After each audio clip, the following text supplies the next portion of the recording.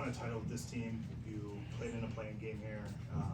You played in a playoff series here, but never with a full crowd, never with, I guess, sort of the full quote-unquote Laker environment. Did it feel special today to have that kind of intensity, that kind of game? Is this sort of what you expected, I guess, when you decided you want to come here? Yeah. The crowd definitely got us back into it.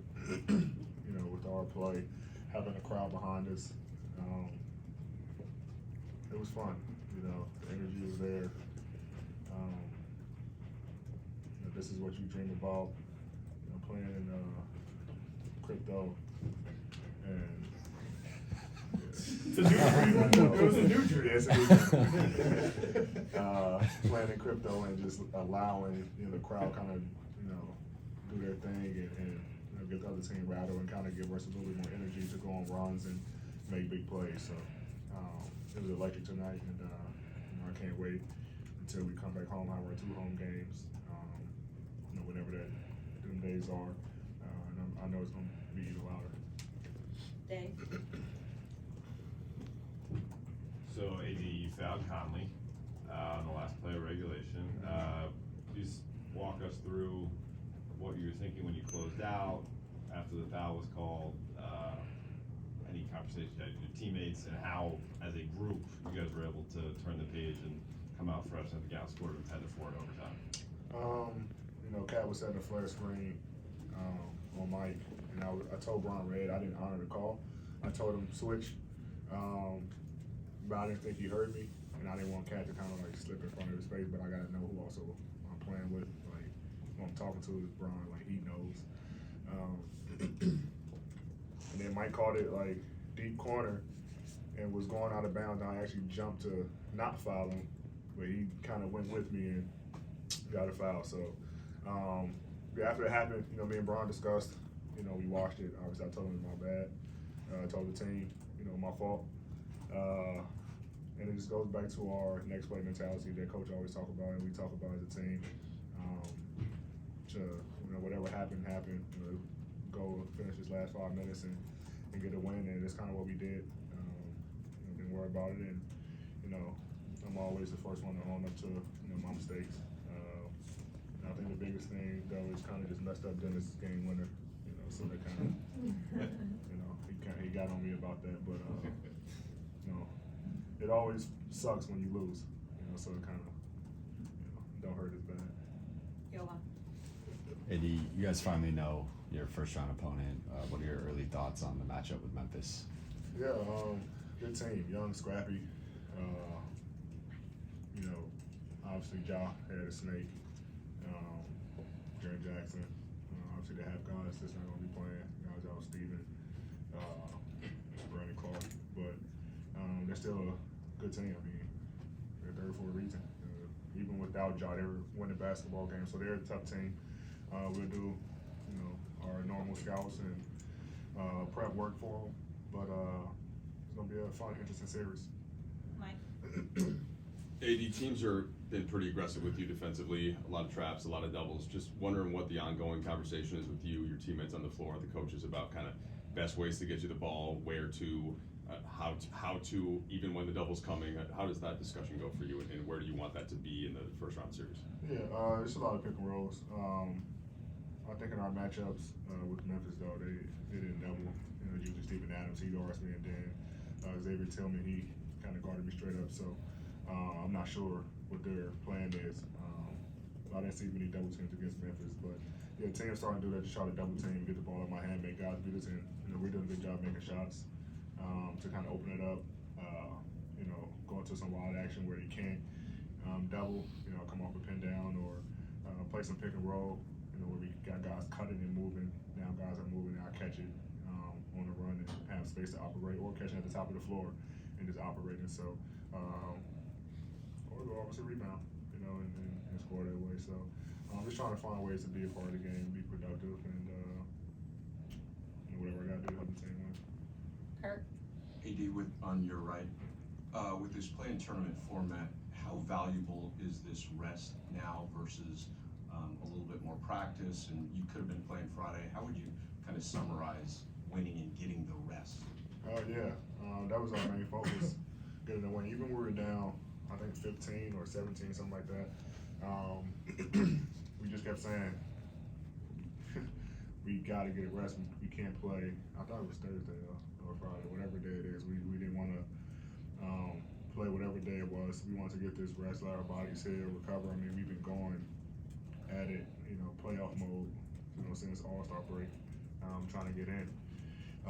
So it's good to have 4 days to kind of just recover and let our bodies heal, get some mental prep in on Memphis, and go in kind of fresh, on Sunday and have a battle then.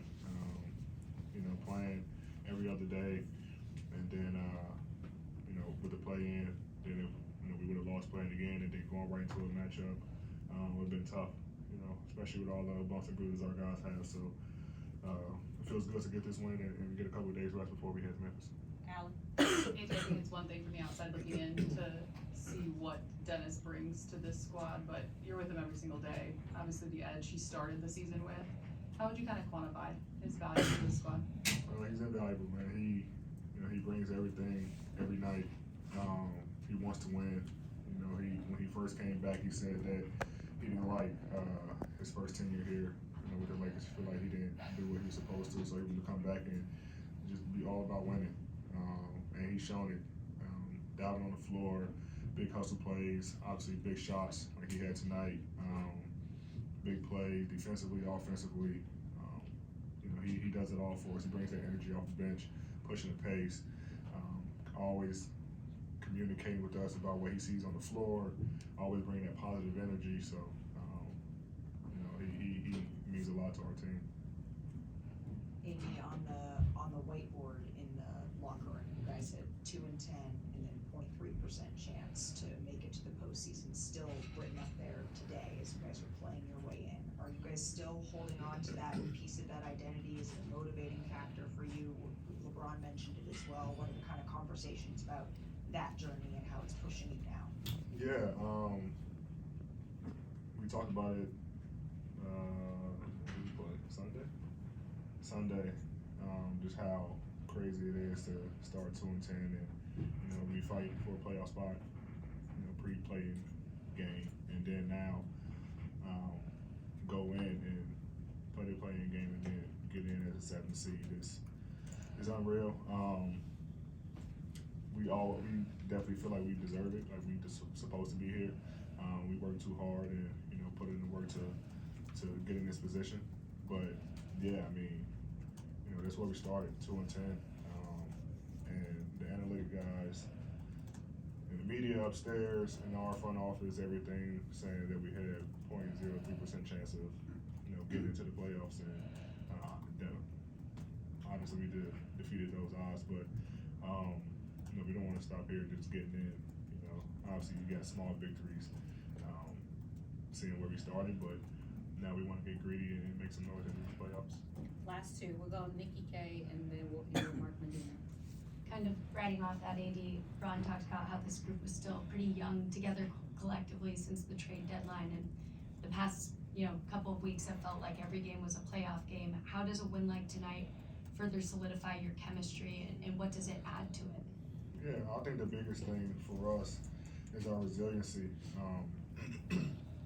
Fighting, being down in certain games and just taking it one possession at a time. Guys not getting frustrated, guys not arguing with each other, getting flustered. Staying on that positive energy and manifesting like we're winning. We're going to win these games. And everybody plays that way. Being in the moment, next play mentalities, and it's fun. We got to have fun with it. Guys are having fun, enjoying the moment, and it's showing on the court. So, obviously all that plays into chemistry, but not having as much practice time as we would like, just because it's been full steam ahead since All-Star. We finding ways to win basketball games, and now we kind of get 4 days off and get a chance to practice and really lock in and prep. Be even scarier. Last question, Mark. Hey, how do you describe what LeBron's leadership style has been this season through the ups and downs with the group, and how does that compare to previous seasons? It's kind of been the same. Obviously, around playoff time, it's more defined. But I think it really showed when he wasn't playing.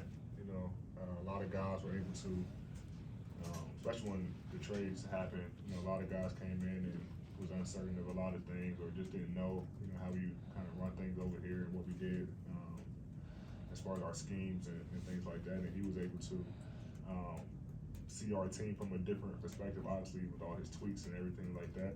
And kind of guys can lean on him when he's not playing, and he see the game differently, and kind of help them through that process and that transition, which kind of, I think, you know, kind of hurted us over the no practice and things like that. So his leadership has been great for us.